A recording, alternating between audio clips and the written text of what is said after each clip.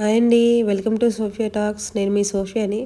ప్రతి ఒక్కరు సింపుల్గా ఇంట్లో చేసుకునేలాగా చిన్న రొయ్యలతో పచ్చడి ఎలా చేయాలో చూద్దామా. ముందుగా నేను ఇక్కడ పొట్టు నరాలు తీసి నీట్గా శుభ్రం చేసిన కిలో రొయ్యలు తీసుకున్నానండి.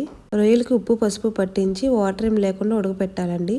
ఇక్కడ రొయ్యల్లో ఉన్న వాటర్ మొత్తం ఇంకిపోయేంత వరకు ఉడకపెట్టాలి. ఇప్పుడు ప్యాన్లో 2 స్పూన్ల ధనియాలు, 1 స్పూన్ జీలకర్ర, 1 ఇంచ్ దాల్చిన చెక్క, 4 లవంగాలు వేసి దోరగా వేయించుకోండి. వేయించిన వాటిని మిక్సీలో మెత్తగా పౌడర్ చేసుకోండి.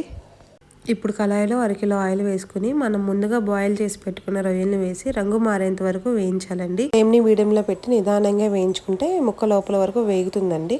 రొయ్యలు రంగు మారాక ఫ్లేమ్ని సిమ్లో పెట్టి 1 స్పూన్ అల్లం వెల్లుల్లి పేస్ట్ వేసి బాగా వేయించండి. ఇక్కడ అల్లం వెల్లుల్లి పేస్ట్ పచ్చివాసన పోయేంత వరకు వేయించండి.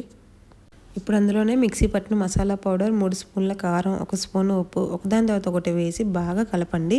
2 నిమిషాల తర్వాత స్టవ్ ఆఫ్ చేసి దించేయండి. ఇప్పుడు దీన్ని పూర్తిగా చల్లారేంత వరకు పక్కన పెట్టుకుందాం. ఇప్పుడు ఈ మిశ్రమం రూమ్ టెంపరేచర్కి వచ్చాక 3 మీడియం సైజ్ నిమ్మకాయల రసం వేసి బాగా కలపండి.